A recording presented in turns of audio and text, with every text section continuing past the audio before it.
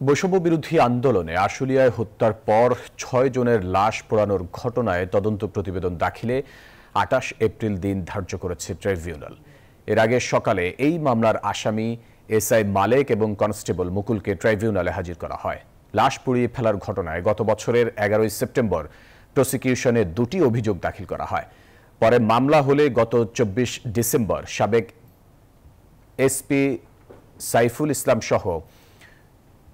MP Saiful Islam সহ কয়েকজনের বিরুদ্ধে গ্রেপ্তারি পরোয়ানা জারি করা হয়। জুলাই আগস্টের গণহত্যায় শেখ হাসিনার বিরুদ্ধে ও চাংখারপুলের গণহত্যার তদন্ত একেবারে শেষ পর্যায়ে ঈদের পরে আদালতে জমা হবে জানান চিফ প্রসিকিউটর। ট্রাইব্যুনালের তথ্য ফাঁস হচ্ছে, আসামিরা পালিয়ে যাচ্ছে। এসব ঘটনায় ট্রাইব্যুনালের ভেতরের কেউ জড়িত থাকতে পারে আশঙ্কা চিফ প্রসিকিউটরের।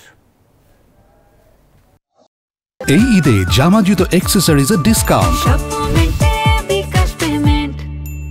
যতক্ষণ পর্যন্ত তদন্ত রিপোর্টটা দাখিল না হয়, প্রসিকিউশন অফিসের আসলে দৃশ্যমান কোনো কাজ কেউ দেখতে পায় না। কারণ আমরা আইনজীবী, সংস্থার কাছ থেকে রিপোর্টটা যখন আসে তখন আইনজীবীদের কোর্টরুমের কাজটা শুরু হয়। তো যতক্ষণ তদন্ত চলে তখন কিন্তু প্রসিকিউশন অফিসের দেখানোর মতো তেমন কোনো কাজ নেই। আমরা কোর্টে এসে কিছু ওয়ারেন্টের জন্য আবেদন করি, আপনাদের সামনে কথা বলি, কিন্তু যখনই আমি তদন্ত রিপোর্টটা হাতে পাবো তখনই কিন্তু আমার মূল কাজটা শুরু হবে। ফর্মাল চার্জ দাখিল হবে, চার্জ হিয়ারিং হবে, সাক্ষী আসবে, কোর্টরুমের যে নিয়মিত কার্যক্রমটা শুরু হবে।